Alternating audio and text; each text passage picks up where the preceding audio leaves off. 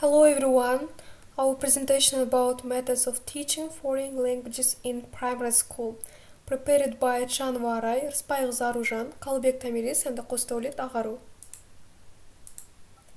What about introduction? Foreign languages were introduced formally within the primary school curriculum in England in 2014 for the first time.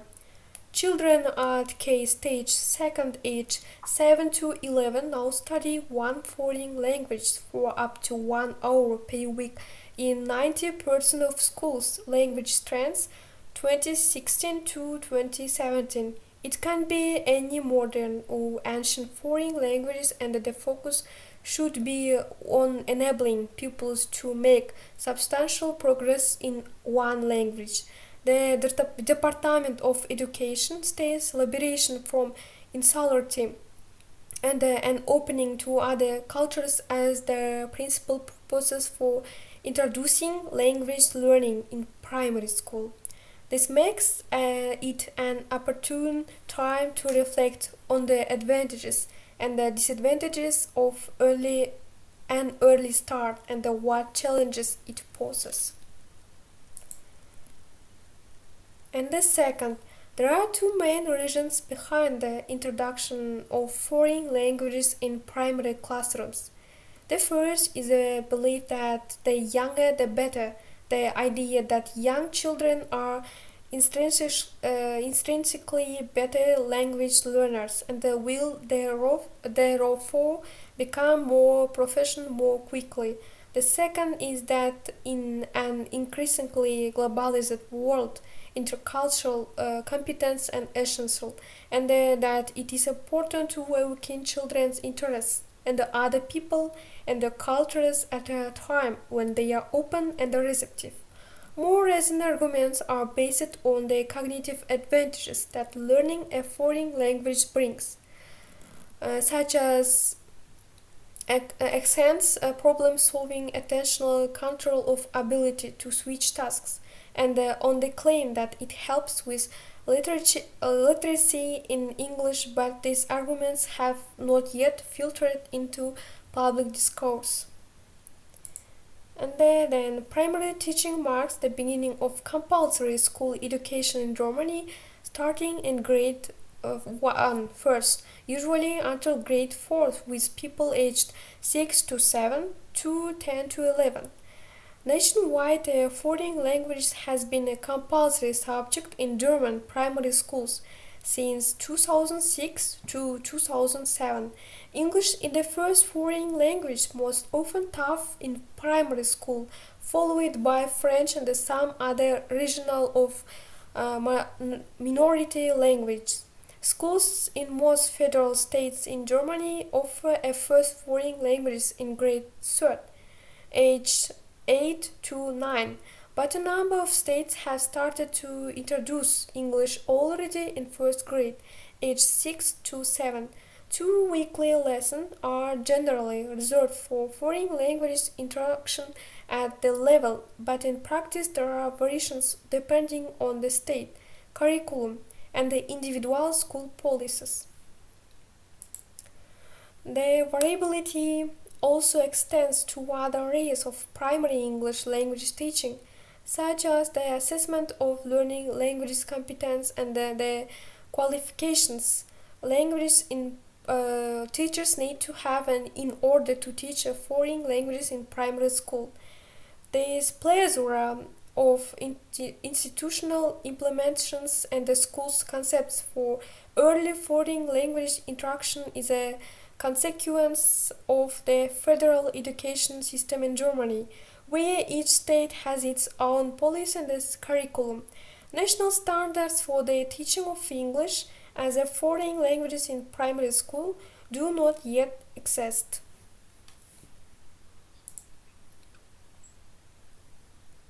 Next one. Is younger better? What is the research evidence? The belief underlying the introduction of foreign languages in primary schools is that teaching foreign languages early to young children when they are most receptive could close the gap which currently exists between our young people and their European counterparts in terms of foreign languages capability, making them more competitive on the global market. After all, we just pick up our mother tongue effortlessly as young children, so the logic is that if we teach children early enough, the same will happen with foreign languages. This view was stated, for example, by Prime Minister Tony Blair in 1999. Everyone knows that with languages, the earlier you start, the easier they are. This popular view was its theoretical foundations in the so-called critical period hypothesis, which claims that children are born with an innate language faculty with atrophies with age, and that it's therefore important to tap into these innate mechanisms before the critical age when they appear. Next, but what is the research evidence? It is so important to distinguish between children immersed in the new language they are learning, for example, as immigrants in a new country, and the children exposed to a foreign language in the classroom a few hours a week at best. They usually less than on our peak week in vast majority of English primary schools. In the case of immigrant children, there is much research evidence that young children are actually slower than older learners at the beginning of the learning process. Many studies have shown that adolescents and the young adults are faster learners on all measures of language proficiency. Young children, however, eventually catch up with all the learners and typically become indistinguishable from native speakers, which is usually not the case of adults. So in the case of immigrant children, earlier does seem better, but only the long run, and only where children are given plenty of time and opportunity to make the most of abundant language inputs they are exposed to. This advantage has often been linked to the critical period hypothesis mentioned above. Next one, profile education. Profile education provides additional opportunities in legal and civil education, particularly on social sciences and the humanists, combining history, law, philosophy, and economists. In 1963, the decision to create the Profile Higher Education institution training experts for an oil and gas complex of Siberia in Tyumen was made. Next. The main goal of profile training is self-determination of students' formation and the adequate understanding of their capabilities. This training is focused on individualization of education and the professional orientation of students, taking into account real needs of the labor market. Transfer to profile training of pupils of 11 and 12 classes of 12-year comprehensive school. It's a stage in implementation of definition of training, approach to organization of profile education and their characteristics, evolution of effectiveness. Next, our video about profile education.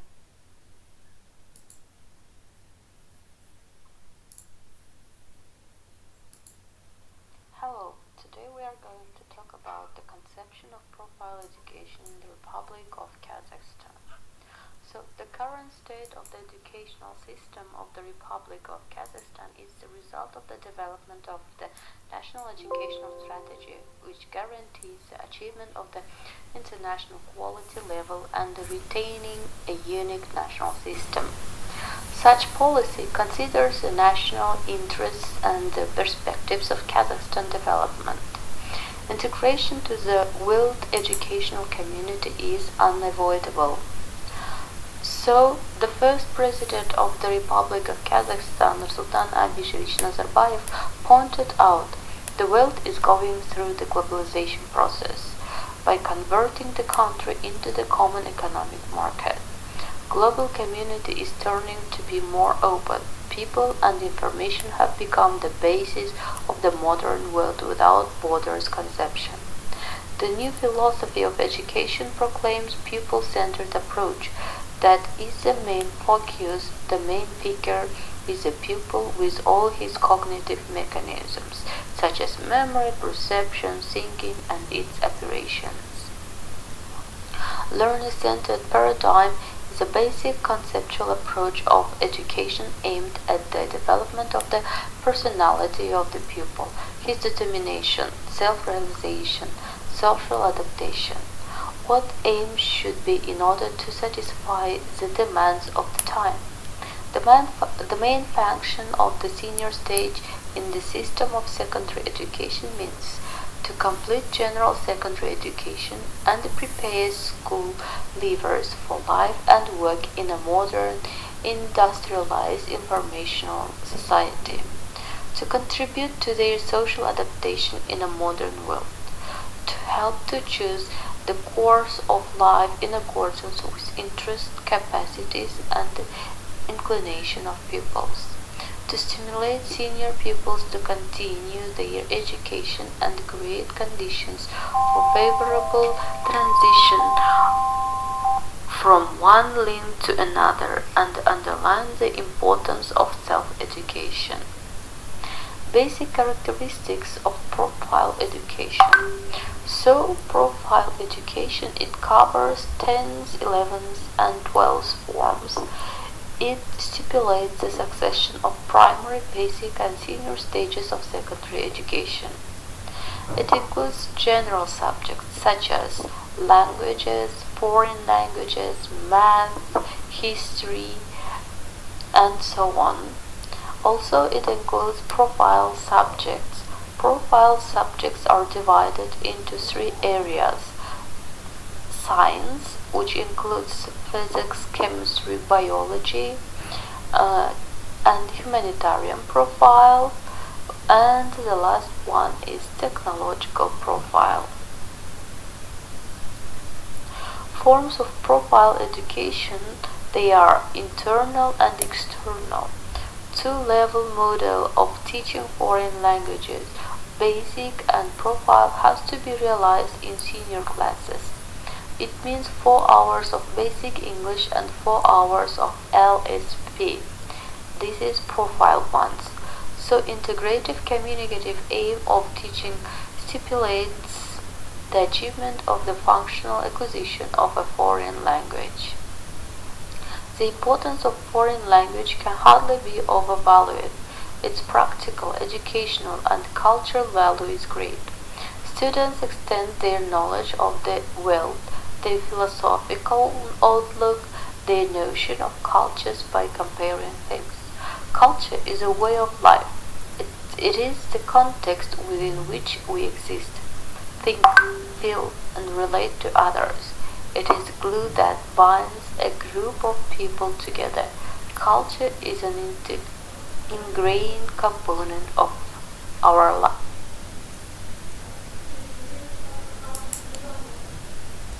The second video.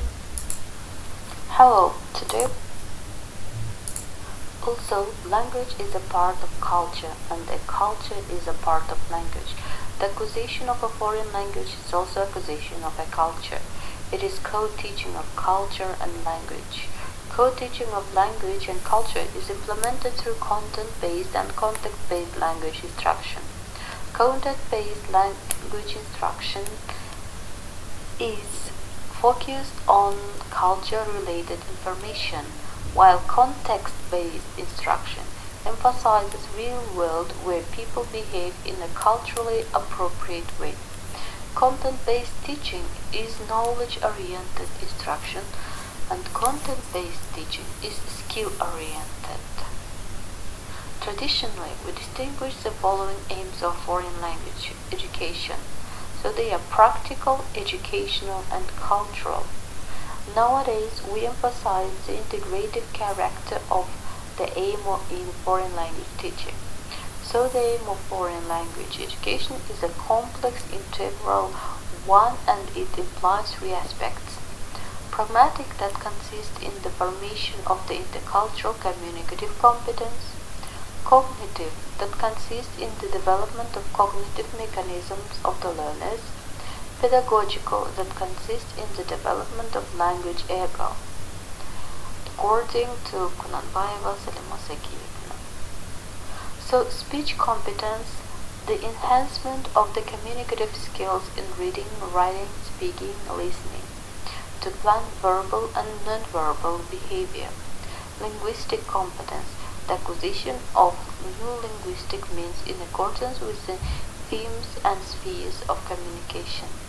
Sociocultural competence, the extension of the knowledge about sociocultural specificity and the ability to build verbal and nonverbal communication, taking into account the above-mentioned specificity. The formation of the skills in distinguished general and peculiar things in the culture of the native and foreign countries. Compensatory competence, the formation of the ability to find a way out in terms of deficit of linguistic means in the process of encoding and information transmitting. Gnostic competence, the development of general and special instructional skills improving foreign language acquisition and the satisfying interest in different spheres of knowledge.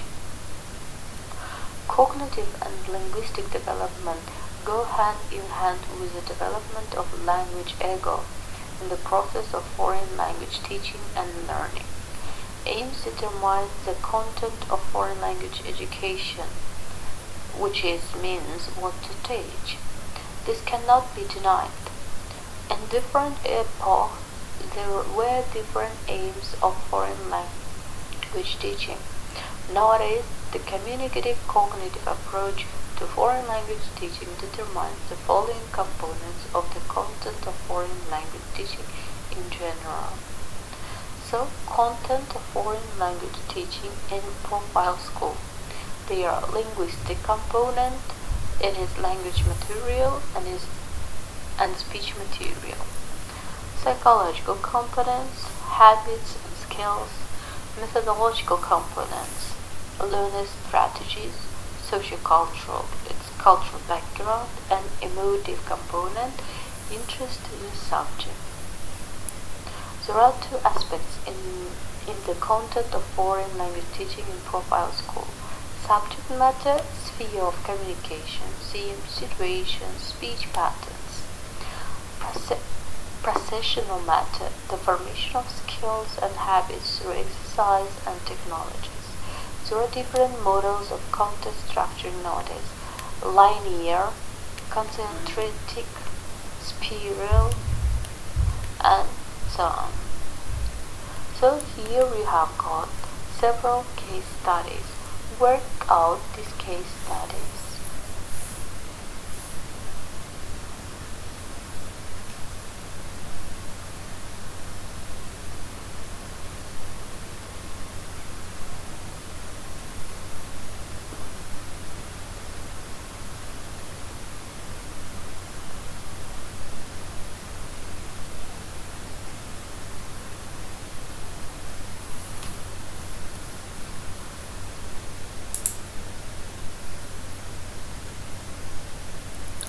Ағару.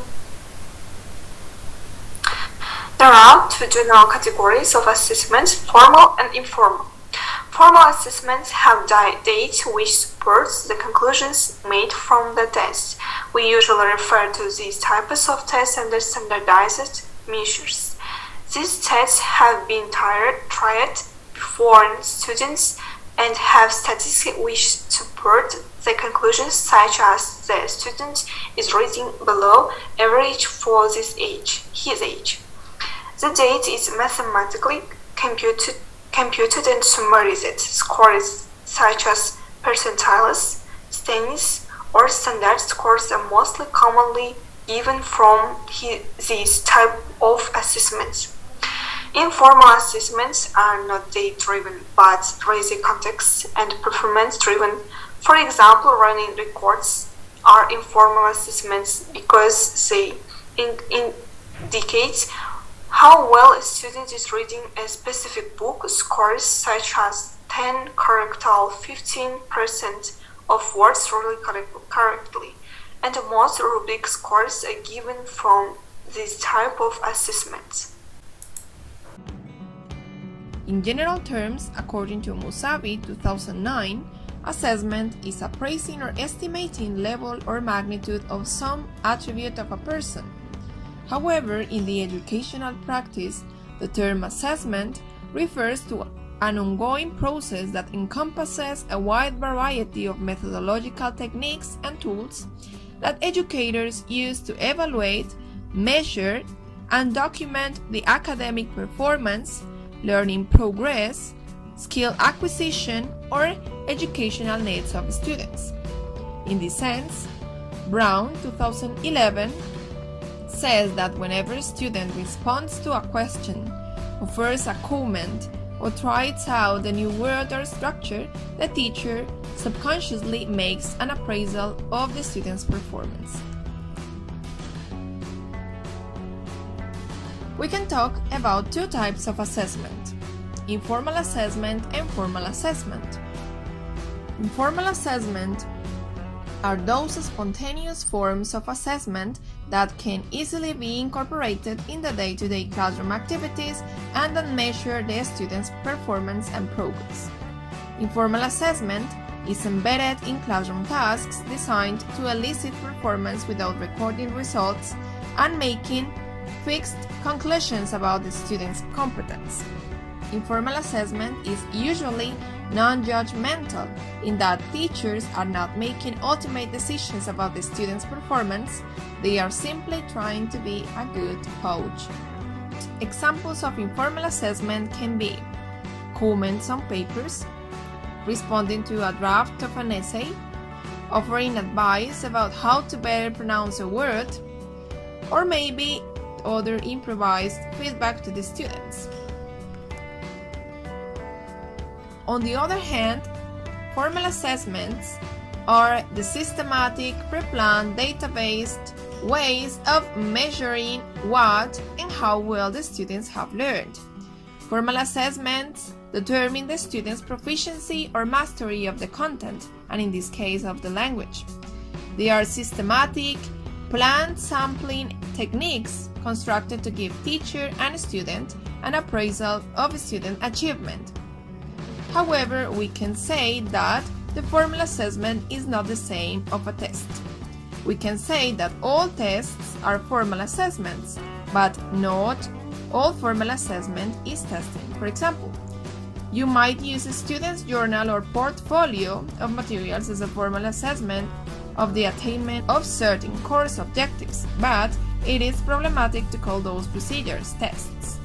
A systematic set of observations of a student's frequency of oral participation in class is certainly a formal assessment, but it is too hardly what anyone could call a test. In this sense, we can say that quizzes, final exams, portfolios, oral presentations, essays, reports are examples of formal assessment.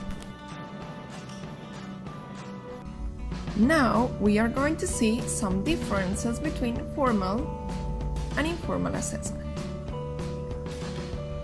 Informal assessment is flexible and dynamic. It is not pre-planned and can take the form of different improvised activities. On the other hand, formal assessment is structured, pre-planned, and static. Informal assessment is usually individualized regarding the student's individual learning progress, whereas formal assessment is standardized. In other words, it compares the progress of the students with other students. Informal assessment is a continuous practice within the classroom, whereas formal assessment is episodic. It is usually used at the end of a term or a course of instruction.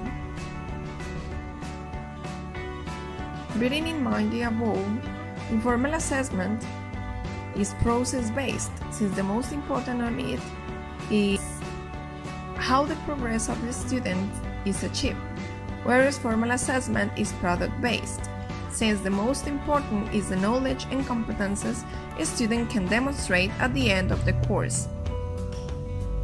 Whereas informal assessment is formative according to Brown 2011, since it consists of evaluating students in the process of forming their competences and skills with the goal of helping them to continue that growth process. Formal assessment is summative, since it aims to measure or summarize what the student has grasped and typically occurs at the end of a course or unit of instruction. Finally, whereas informal assessment is a qualitative process in which the most important is the progress of the students, formal assessment is quantitative, since the most important for it is to assign grades to the pre-planned activities that the students have to develop in the classroom. In conclusion, we can neither say that formal assessment is better than informal assessment, nor informal assessment is better than formal assessment. Both types of assessment are essential and need to be used within the classroom, since one complements the other in depicting accurate pictures of our students' learning goals, competences, and progress. We can use each type depending on the intended purpose in order to improve teaching and learning practices.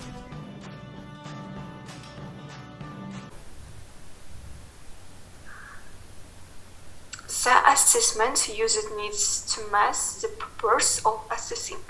Formal standardized measures should be used to assess overall achievement, to compare students' performance with others at their age or grade, or to identify comparable strengths and weaknesses with peers. Informal assessments, sometimes referred to as Christian reference measures or performance-based measures, should be used to inform instruction.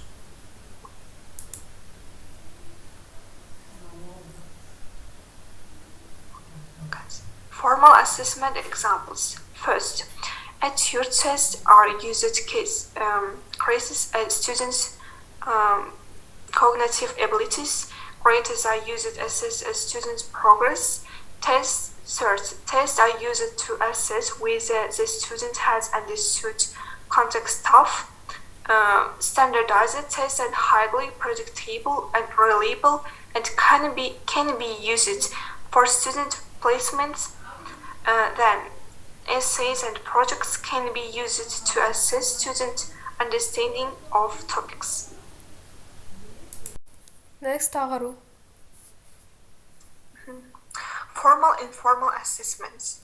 The primary goal of formal assessments is to present systematic method for evaluating students' progress in specific instructional program for which the assessment is designed.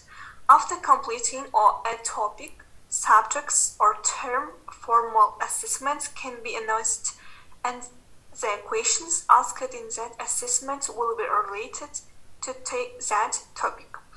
With the use of formal assessments, it will be possible to evaluate all students systematically. The use of formal assessments is used to evaluate students' presentations based on their grades. There are standardized nature. The nature of formal assessments is standardized because they have predetermined evaluation criteria. Formal assessments are intended to evaluate students' performance who become nervous when the teacher asks them to respond suddenly. The questions, quizzes, essays, lab reports, and other regulated tools and contribute to a formal assessment.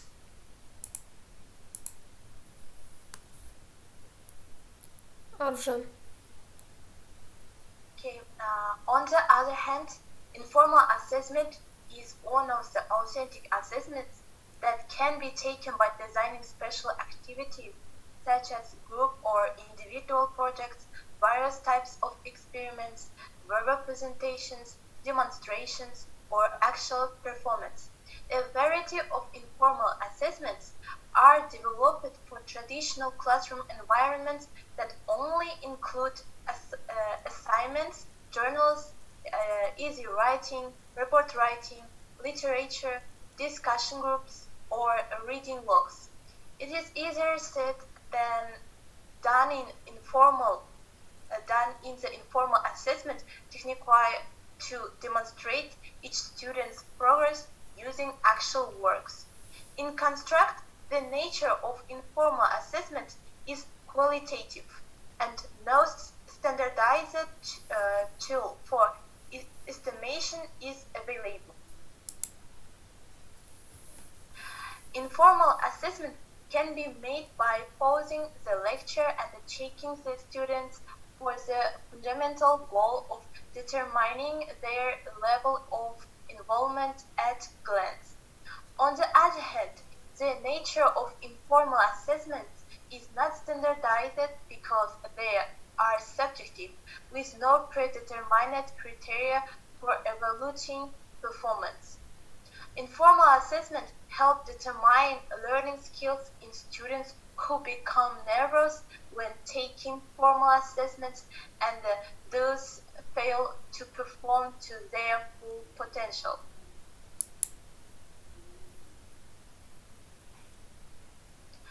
Formal informal assessment. What is different? Formal assessment methods, the first, planned in advance of their administration, lack spontaneity, typically occur at the end of instruction. Students are aware of these methods. Examples include chapter tests, final exams, graded homework, and that. And the informal assessment methods, more spontaneous, less obvious, typically occur during instruction, and the example include teacher observation and the question. Болды. The process of outcome assessment is guided by the following principles. The first, responsibility and the expertise for assessment reside with the faculty in each department or program. Faculty together determine the appropriate assessment plan, and the several are involved in implementing the plan. The second, assessment of students' learning flows from the learning goals faculty established for each program of study.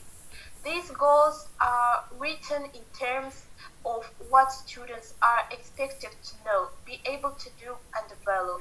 The third, these learning goals and assessments pertain to all learning environments, including classroom, distance learning, clinical, laboratory, practicum, and the service learning experiences.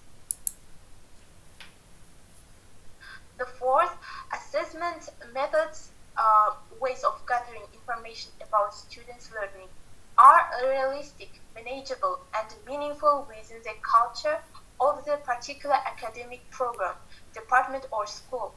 They are informed by the standards relevant to the discipline, such as those established by national associations. The fifth, the results of assessments are interpreted, communicated, and used constructively to promote future program evolution and the continuous improvement.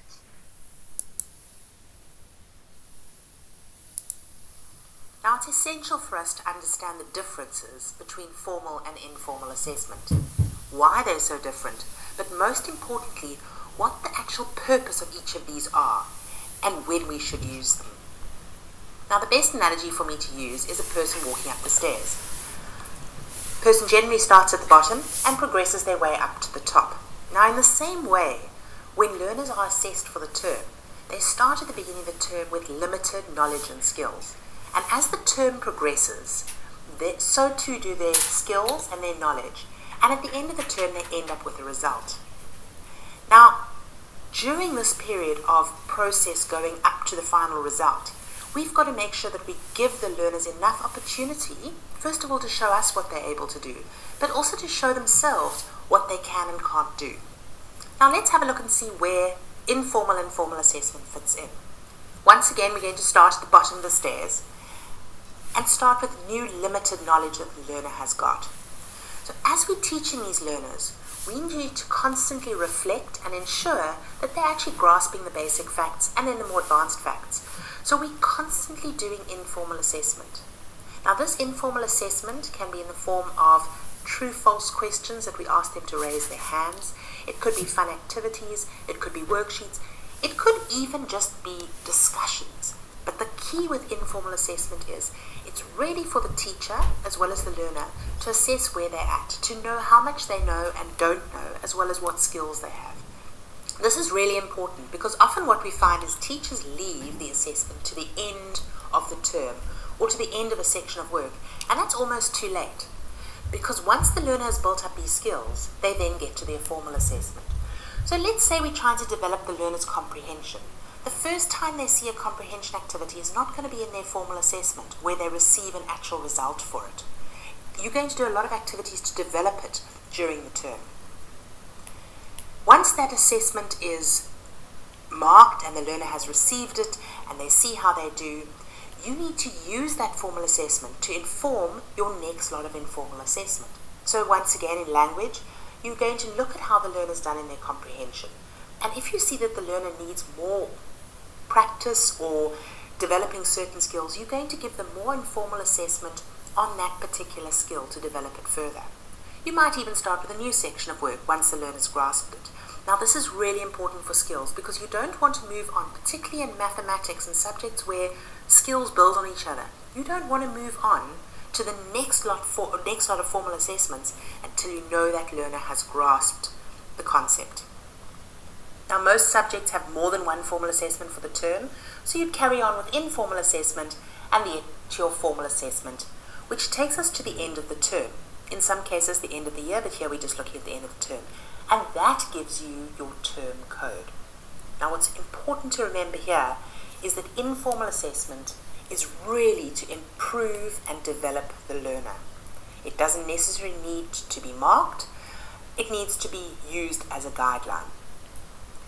Your formal assessments, however, are used for promotion and progression purposes. So it's essential that they are set at the right standards, that you know that the mark or the code the learner is receiving reflects their ability. Now let's have a look at how do we calculate these codes for each term as well as for the end of the year. Now each subject does it slightly differently and each grade does it differently. However, there's a standard format that we use for all the grades. The most important thing to remember is what is used to calculate the term code is only the formal assessment and not the informal assessment. And the policy clearly states this. To get your formal assessment code from term 1, you use the marks from the formal assessment. The same works for term 2, term 3, and term 4. Now, where there's often confusion is what do we do in term 4? Now, the important thing to remember for term 4 is we go back to the marks. We don't use the codes from the other terms. We go back to the marks and we use the marks to calculate what we call a final mark for the year. That final mark leads to a final code. And that mark and code is going to change depending on what the weighting is between what we call the school-based assessment and the end-of-year exam. Now, the table on your screen now shows you how it changes for different phases. So, for example, in foundation phase, and remember this is only for the end of the year mark, this is not for each term. In foundation phase, it doesn't change between the end of the year and the term because everything, the whole mark or code, is made up of school-based assessment. There are no exams in foundation phase.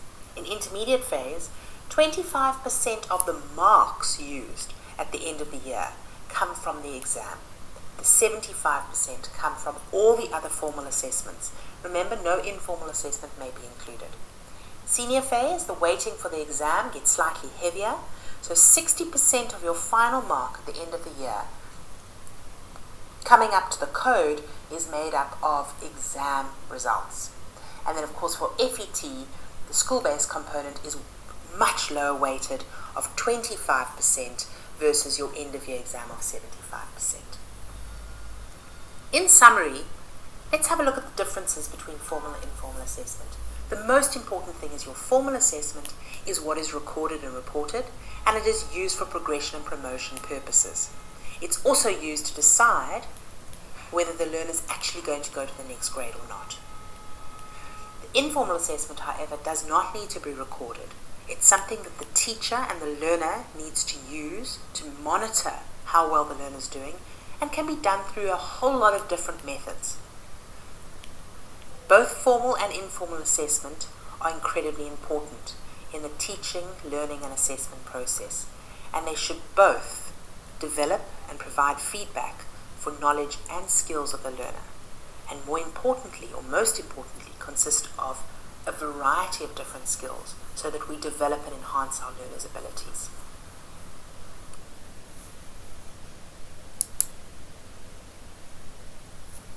Arujam.